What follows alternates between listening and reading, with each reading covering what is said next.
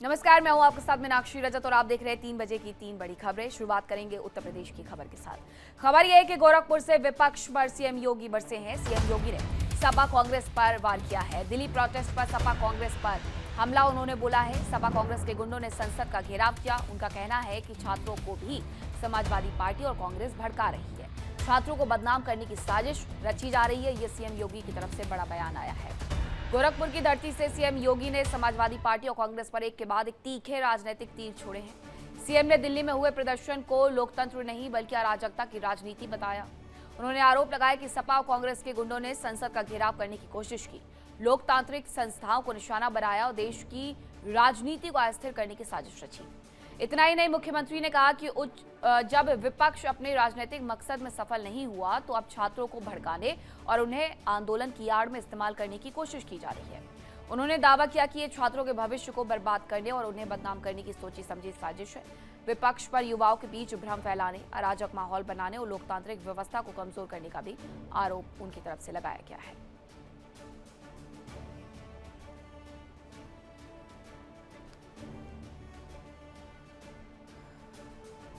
तो विपक्ष पर युवाओं के बीच भ्रम फैलाने, अराजक माहौल बनाने और लोकतांत्रिक व्यवस्था को कमजोर करने के आरोप मुख्यमंत्री योगी आदित्यनाथ की तरफ से लगाए गए हैं। आपको बता दें कि मुख्यमंत्री योगी आदित्यनाथ ने समाजवादी पार्टी और कांग्रेस को उस वक्त घेरा है जब दोनों ही पार्टियां प्रधानमंत्री आवास के बाहर धरना प्रदर्शन कर रही थी, ये कहकर के कि वो छात्रों के साथ खड़ी हुई हैं। सीधे मुख्यमंत्री ने आरोप लगाए हैं, वार किया है, बड़ा हमला किया है कि जिस तरीके से ये राजनीति कर रहे हैं उसकी वजह से सिर्फ और सिर्फ छात्रों को बदनाम कर रहे हैं। दूसरी तरफ मुख्यमंत्री ने सीधे संदेश दिया है कि इस तरीके की गुंडागर्दी बर्दाश्त नहीं की जाएगी। लगातार जंतर मंतर पर तेज हो रहा प्रदर्शन, उसमें विपक्ष का पहुंचना और प्रदर्शन में शामिल होना। मुख्यमंत्री ने सीधे आरोप लगाए हैं कि ये सब चुनावी बाढ़ है जिनका इस्तेमाल किया जा रहा है। हमारे साथ हमारे सहयोगी अनुज जुड़ गए हैं। अनुज, गोरखपुर से मुख्यमंत्री योगी आदित्यनाथ ने अब तक का ये सबसे बड़ा वार किया है विपक्ष पर।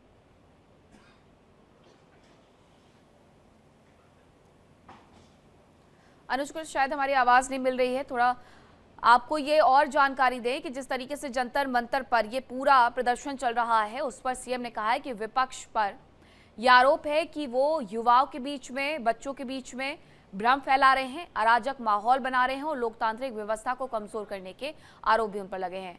अनुज हमारे साथ जुड़ गए। अनुज, मुख्यमंत्री योगी आदित्यनाथ ने बड़ा हमला बोला है विपक्ष पर, क्या विपक्ष की तरफ से कोई प्रतिक्रिया आई है? और देखिए, योगी आदित्यनाथ ने कल भी अपने एक मंच से कहा था कि जो सपा और कांग्रेस है वो नौजवानों के साथ खिलवाड़ करती है और ये जो नीट पेपर लीक परीक्षा को लेकर जिस तरह से प्रदर्शन हो रहा है, कहीं ना कहीं जो विपक्ष के लोग हैं वो अपनी राजनीतिक रोटियां सेकने की कोशिश कर रहे हैं और छात्रों की आड़ में अपनी राजनीति चमकाना चाहते हैं। हालांकि सरकार जो है तब तमाम मुद्दों को लेकर बातचीत करना चाहती है, पर विपक्ष है लगातार हमलावर है। कल भी राजधानी लखनऊ के तमाम जो विपक्ष थे मुख्यालय कांग्रेस के, तो वहां पर प्रदर्शन देखने को मिला और उधर बीजेपी ने भी अभी मुकम्मल तैयारी के साथ उनका जो कांग्रेस मुख्यालय था उसके घेराव करने की कोशिश की। तो कल पूरे दिन जो पुलिस कर्मी थे उनके लिए भी बड़ी मुश्किलें थी कि दोनों तरफ प्रदर्शन देखने को मिला। पर योगी आदित्यनाथ आज गोरखपुर में भी थे तो वहां से भी उन्होंने साफ तौर पर कहा कि यही सपा की सरकार थी कि जो कि आज से करीब 10 साल पहले बच्चों के भविष्य के साथ खिलवाड़ करती थी। जब नौकरियां निकलती थी तो चाचा भतीजे नौकरी बांटने के लिए एवरेज में पैसे लेने निकल जाते थे और पूरा सफाई जो था वो भर्ती के नाम पर अपने नाते रिश्तेदारों को कराते थे और उसके धन उगाई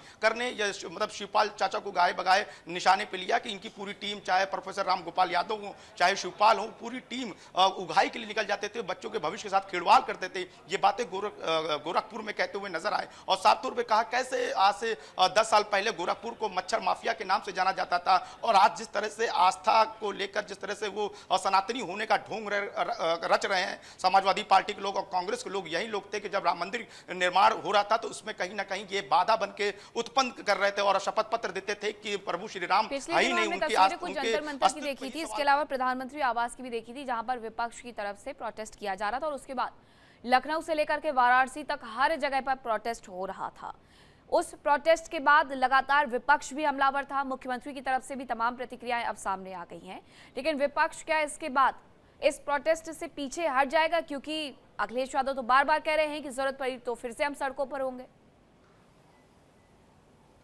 अब देखिए, अब सीधी सीधी समझना होगा कि 2027 का विधानसभा चुनाव है और ऐसे में अखिलेश यादव को इस जो प्रदर्शन हुआ है उससे कहीं ना कहीं उनको संजीवनी मिलती हुई नजर आ रही है, क्योंकि देखिए डिंपल यादव की जिस तरह से सहानुभूति साफ तौर पे छात्रों के पक्ष में देखने को मिली, तमाम तरह के इनके जो समाजवादी पार्टी के जो दफ्तर था, मुख्यालय था, वहां पे होल्डिंग भी दिखी जहां पे समाजवादी पार्टी के जो डिंपल भाभी के नाम से वहां पोस्टर लगाए गए थे कि डिंपल भाभी पूरा कैसे फायदा छात्रों उठाया के जा रहा है पक्ष में समर्थन में 2027 खड़ी के हो रही चुनावों की रणभूमि तैयार करने के लिए। बहुत धन्यवाद आपका तमाम जानकारी के लिए। वहीं छात्र प्रोटेस्ट को लेकर के संसद में आज भी हंगामा देखने को मिला है। धर्मेंद्र प्रधान के इस्तीफे पर विपक्ष अड़ा हुआ है। संसद परिसर में पक्ष विपक्ष का प्रदर्शन देखने को मिला। संसद मार्च पर एनआईए जांच की मांग तक कर दी गई है। संसद मार्च मामला अब दिल्ली हाईकोर्ट पहुंच गया है। याचिका पर दिल्ली हाईकोर्ट में कल सुनवाई होगी। हिंसक प्रदर्शन पर एनआईए जांच की याचिका लगाई गई है। संसद मार्च में विदेशी फंडिंग का शक है। संसद मार्च हिंसा पर हाईकोर्ट में पीआईएल दाखिल की गई है। 20 जुलाई के प्रोटेस्ट को लेकर के पीआईएल दाखिल हुई है और पूरी दिल्ली को हॉस्टेज बना दिया गया था। पीआईएल में ये कहा गया है संसद मार्च जो सीजेपी की तरफ से निकाला गया उसे लेकर के सियासत और कानूनी लड़ाई दोनों तेज हो गई है। संसद में आज भी इस मुद्दे पर जोरदार हंगामा देखने को मिला, जहां विपक्ष केंद्रीय शिक्षा मंत्री धर्मेंद्र प्रधान के इस्तीफे की मांग पर अड़ा है। संसद परिसर में सत्ता पक्ष और विपक्ष आमने सामने नजर आए। दूसरी तरफ 20 जुलाई के हिंसक प्रदर्शन को लेकर के मामला अब दिल्ली हाईकोर्ट पहुंच गया है। याचिका में प्रदर्शन की एनआईए से जांच कराने, विदेशी फंडिंग की आशंका की जांच करने और राजधानी को बंधक जैसी स्थिति में पहुंचाने के आरोप लगे हैं। इस जनहित याचिका पर दिल्ली हाईकोर्ट में कल सुनवाई होनी है। तो पूरा मामला एक तरफ सुप्रीम कोर्ट पहुंचा हुआ है, दूसरी तरफ दिल्ली हाईकोर्ट में भी याचिकाएं लगा दी गई हैं। दिल्ली हाईकोर्ट के मामले में कल सुनवाई होने वाली है। वहीं पीएम के ऐलान को लेकर के बड़ी जानकारी आपको बताती हूं। प्रधानमंत्री ने ऐलान किया है कि 4 राज्यों में 5 फास्ट ट्रैक कोर्ट बनेंगे। मध्य प्रदेश, कलकत्ता, दिल्ली हाई कोर्ट में भी कोर्ट बनेगा और पेपर लीक कानून के तहत उसमें सुनवाई होगी। बॉम्बे हाई कोर्ट की दोनों बेंच में फास्ट ट्रैक कोर्ट होगा जो इस पूरे मामले की लगातार सुनवाई करेगा। प्रधानमंत्री की तरफ से पहले ही कहा गया था कि जिन 13 आरोपियों को पकड़ा गया है उन्हें बख्शा नहीं जाएगा। दूसरी तरफ देश के युवाओं का हित और उनका भविष्य हमारी सर्वोच्च प्राथमिकता है, ये उनकी तरफ से दोहराया गया है। और अब इस पूरे मामले में सीधे सीधे आदेश दे दिए गए हैं कि फास्ट ट्रैक कोर्ट का गठन किया जा रहा है ताकि मामले की सुनवाई जल्द से जल्द हो।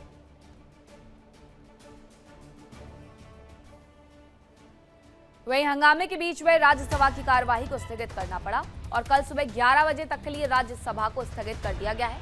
लोकसभा भी कल सुबह 11 बजे तक के लिए स्थगित कर दी गई है। चौथा दिन है और ऐसे में लगातार लोकसभा हो या राज्यसभा हो, दोनों में ही कामकाज नहीं चल पा रहा है। स्थगन की प्रक्रिया बार बार देखने को मिल रही है। आज भी हंगामा हुआ जिसके बाद राज्यसभा और लोकसभा दोनों स्थगित कर दी गई हैं कल सुबह 11 बजे तक के लिए। और अब बात करेंगे खाड़ी की, जहां जंग का एक नया मोर्चा खुला है। जंग में अब हूथियों की एंट्री हो गई है। हॉर्मुज के बाद लाल सागर भी सुलगा है। सऊदी अरब के 2 तेल टैंकर्स पर हमला किया गया है। हूथियों ने ड्रोन हमले का दावा किया है। सऊदी ने एक जहाज पर हमले की पुष्टि भी कर दी है। खाड़ी में जंग का ये दायरा इसी के साथ बढ़ गया है और साथ ही खतरनाक भी हो गया है। हॉर्मुज पहले से सुलग रहा था और अब बावल मंडेब भी धधक उठा है। हॉर्मुज के तनाव के बीच अब लाल सागर भी संघर्ष की आग में घिरता नजर आ रहा है। ईरान समर्थित हूती विद्रोहियों ने दावा किया है कि उन्होंने सऊदी अरब के 2 तेल टैंकरों को ड्रोन से निशाना बनाया। वहीं सऊदी अरब ने भी अपने एक जहाज पर हुए हमले की पुष्टि की। अगर ये हमले लगातार जारी रहे तो दुनिया के सबसे अहम समुद्री व्यापारिक और ऊर्जा मार्गों पर बड़ा संकट खड़ा हो सकता है। यानी अब दुनिया की तेल सप्लाई पर एक नहीं 2 समुद्री फंदे कसते जा रही हैं। सवाल यह है कि क्या अब जंग का नया मोर्चा लाल सागर बनने वाला है। विकास हमारे साथ जुड़ गए हैं। विकास, पूरी दुनिया ये जानना चाहती है अब कि क्या रेड सी दूसरा नया मोर्चा होगा जिसे रोक दिया जाएगा जैसे हॉर्मुज को रोका गया है।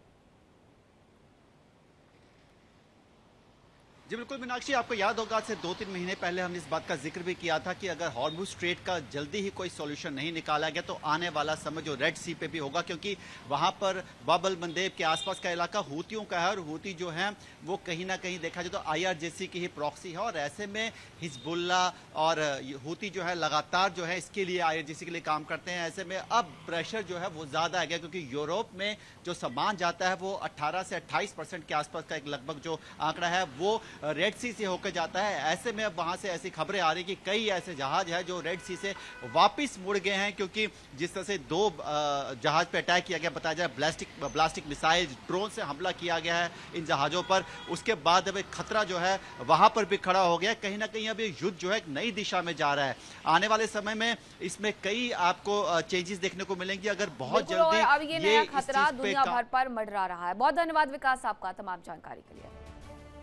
देखिए इंडिया डेली 24/7 अब आपके स्मार्ट टीवी पर। इंडिया डेली मौजूद है सभी डिजिटल प्लेटफॉर्म पर लाइव और लगातार। इंडिया डेली 24/7 हर दिन राष्ट्र को समर्पित।